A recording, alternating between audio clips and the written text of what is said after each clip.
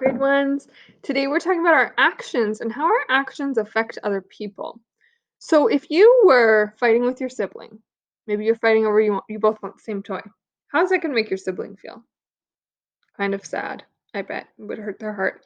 How would it make your mom feel when she hears her two kids fighting? And maybe she's trying to work, maybe she's on the phone, maybe she's trying to get something done and she hears her kids fighting. It's going to make her feel maybe grumpy or even hurt her heart and make her heart sad.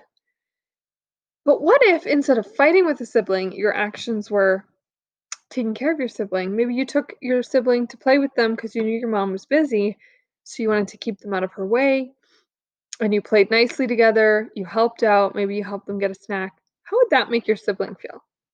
Probably very loved and included, and it might make their day. How would it make your mom feel? Yeah, I think it would make her feel nice too, and she'd feel like you were helping her, and she'd like to know that her kids are helping each other, taking care of each other. So, your job is to we're gonna think of some really helpful actions we could be doing because guess what? I have to go count, I'll be right back. There is 8 days left till Christmas, can you believe it? So tomorrow is your last day of school.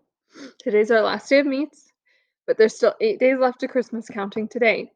So we are going to think of 8 helpful things we could do to make people feel better around Christmas because it can get kind of busy and crazy and people can get kind of grouchy because it's so busy to prepare for Christmas. So we're going to think of 8 helpful actions you could do to make someone's day better each day before Christmas, okay? Because your actions affect people's moods, whether we like it or not. Sometimes I don't really like that my actions can affect other people because it means I have to be responsible, but it does. And the good news is you can really help make someone's day better. So we're gonna make a paper chain.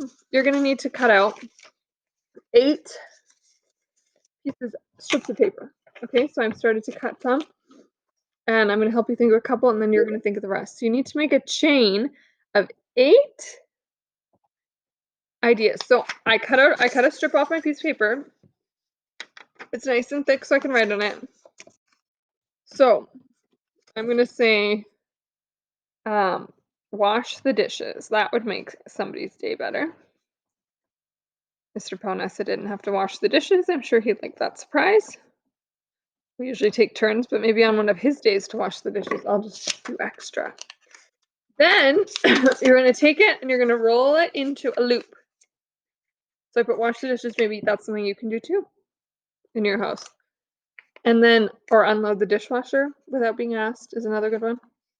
You're gonna tape the loop together like that, okay? Now you could use construction paper and you could decorate these if you want. It's totally up to you. Then on my next one, maybe this is something I did when I lived with my family at home and there was more people in the house, is make someone's bed. So my family and I used to do this in December. We'd always, the whole month of December, we would try to do nice things, something nice each day for somebody. So maybe you could make your mom's bed if she didn't have time in the morning. Maybe make your sister's bed.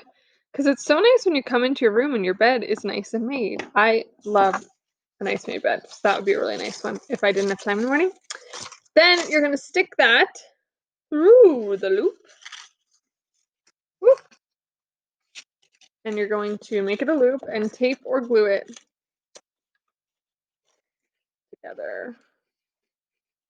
See. Maybe you could help watch your play with your sibling. Because that would make your sibling have a better day. And it would probably help your mom out if she had kids playing nice together. So attach that one on. Now you need 8, so I'm just gonna make one more and then you can think of the rest.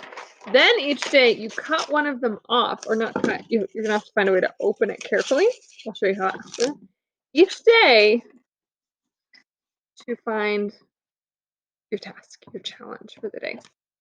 These are all things you could do by yourself or make it with a parent if they want to help you, because here's another good one. You could write